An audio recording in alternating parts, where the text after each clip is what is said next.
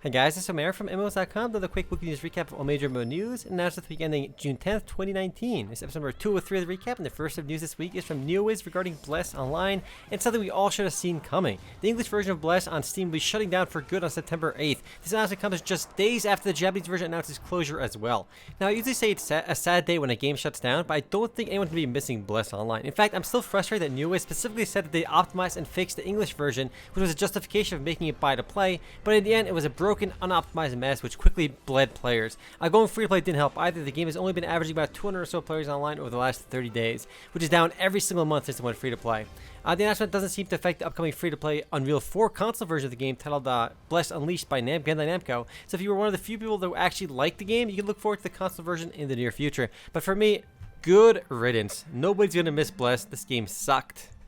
And speaking of games shutting down, we have another Duker joining the MMO graveyard, and I apologize for the negativity, but there was absolutely no reason for Warlords Awakening to even exist. This is actually the third or fourth time this game will be shutting down. It was first available as In Spirit Online, later as LOA on WebZen, and then LOA once again through Game in Game, and now finally Warlords Awakening on Steam. The funny thing is, this time around, the geniuses behind the game decided that the reason that Warlords Awakening didn't succeed the past 3 times was because of its free-to-play model. So they decided to make Warlords Awakening a buy-to-play game, and surprise, surprise, when nobody played this one as a free-to-play game, no one played it as a buy-to-play game either, so it was doomed from the get-go. So anyway, perhaps Warlords Awakening will stay dead for good now, but given that it relaunched like 4 times already, I wouldn't be surprised to see it grasp at life one more time. The game's servers are officially shutting down on June 28th. What's particularly kind of scummy about this one too is that it never even referred to itself as LOA before. It kind of like they just changed the name without telling anybody and relaunched it, kind of billing itself as a new game, but it was just a relaunch. But yeah, rest in pepperoni, Warlords Awakening. Next up, Destiny 2 from Bungie is going free to play on September 17th, alongside the launch of the Shadowkeep expansion. The free to play version will include the base game and the updates which released during the first year, but further expansions including Shadowkeep will need to be purchased a la carte, so kind of like Guild Wars 2. I knew Destiny 2 base game would go free to play in the near future once I saw it on the Humble Bundle about 6 months or so ago. The free to play announcement came alongside Google Stadia's pricing reveal, which will be coming out for $9.99 for 4K streaming. Interestingly though, Stadia's base version for 1080p streams at 60 FPS will be free. While I'm not too hyped for game streaming, I do see the benefits of people with weaker PCs or when traveling. But yeah, free to play Destiny 2 on September 17th. Next, Guild Wars 2 is launching its 7th raid titled The Key of Adashim on June 11th, which is tomorrow. And besides the new raid, the update features changes to several world bosses and the introduction of new weapons at the Mythic Forge. The Key of Adashim raid takes place after the events of the Mythwraith Gambit raid and requires players to stop the Djinn in the city of Ashadim. I'm totally pronouncing all those proper nouns incorrectly. And as with any update these days too, there's a bunch of in-game events going on to celebrate the upcoming launch of the raid, so make sure to check those out.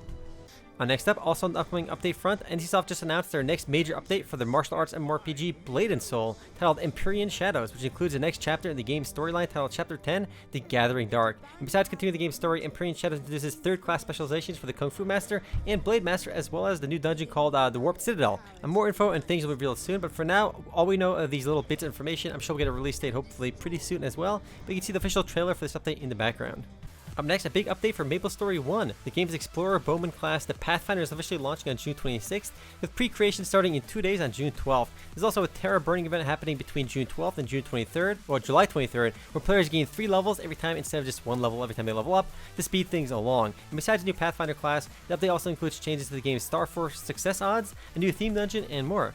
And despite its age, guys, MapleStory remains one of the most successful free-to-play MMORPGs in the world, thanks to its continued success in South Korea. And even if you look at the West, though, it seems to be next on its biggest game in the West as well. The game is always pretty relatively popular, so it's doing alright worldwide, but mostly in South Korea. Next up, the 15 vs 15 medieval tactical MMO Conquerors Blade from My.com launched into beta this last week and features 10 playable classes. And say what you will about My.com, but Conquerors Blade is off to a pretty strong start. It hit over 10,000 concurrent players on Steam alone this weekend and is available off Steam as well. Plus, with how many copycat free-to-play games are out there, at least Conquerors Blade is trying to do something different. So that alone makes it worth checking out. The only other game that kind of looks like Conquerors Blade was this game called Tiger Knight from, I think, a few years ago, but that one shut down a while ago. But yeah, Conquerors Blade free-to-play on Steam right now.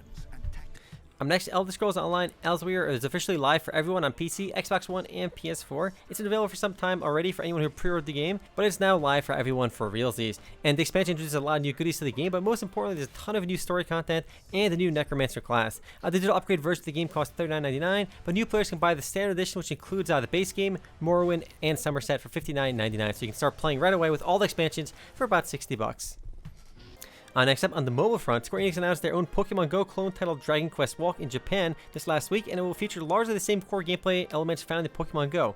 No word on any kind of international release, but I'm not so sure Dragon Quest Walk would do well outside Japan anyway, as while people in the West have heard of Dragon Quest, it doesn't have the same cachet as it does in Japan.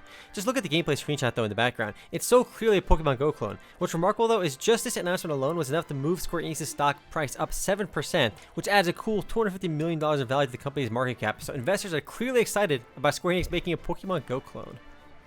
Next, a bit of an oddball. South Korean 2D indie MMORPG Mad World seems to be considering launching a crowdfunding campaign and asked their followers on Twitter for their opinions. Unlike most crowdfunding projects though, Mad World seems to be close to release already, as the game already held its second alpha playtest recently. So it's clear that Mad World is already pretty close to release, but they claim that they can make the game even better with crowdfunding resources. But in my opinion, if they want to monetize the game or raise more money, they can do so through founders packs, because running a crowdfunding campaign for a game that's already almost out seems kind of unnecessary, but we'll have to see what they do. I like the visuals of this one a lot. Mad World, it definitely looks interesting, and it'll be a cross-platform game, so you can play on basically mobile devices, PC, consoles, pretty much anywhere you can run HTML5, which nowadays is everything. Next up, it's finally happening, boys. Phantasy Star Online 2 from Sega is finally launching in the West sometime in 2020, as per Sega's announcement over at E3 2019. This game was first released in Japan back in 2012, and an English version has been teased for years and years. In fact, the English website shut down, I think, a couple of years ago, but now it's finally going to be happening for realsies, with the official release date sometime in 2020. It'll be available for both PC and Xbox One, with cross-play compatibility between both of them. It'll be free to play, and I suspect the reason it's finally happening is that a lot of these console MMORPGs are slowly starting to take off, and I think PSO2 will play really well on consoles, and it'll probably do well on there. I've briefly played the Japanese version, and it's definitely not bad. It's certainly better than many of the other Duker MMORPGs we've had launched in the West in the meanwhile. But yeah, sometime in 2020, it'll be launching. And if we learn more, it'll be in future news videos. But yeah, PSO2 boys, spring 2020, it's finally happening. The next and last bit of news this week comes from The Lord of the Rings Online, which launched Update 24, Tales of Anduin this last week, which introduces a new high-level zone, as well as 2 new chapters of the Book of Mordor series, an expanded Instance Finder panel, and a new 64-bit game client. This one is definitely an oldie, as it launched back in 2007, but still gets updated regularly. The base game is free to play, but you do need to buy expansions to get access to the current content, so it's a bit like Guild Wars 2 in that regard. Anyway, guys, that's just from my news this week. I'll see you guys tomorrow for the podcast. Later, guys.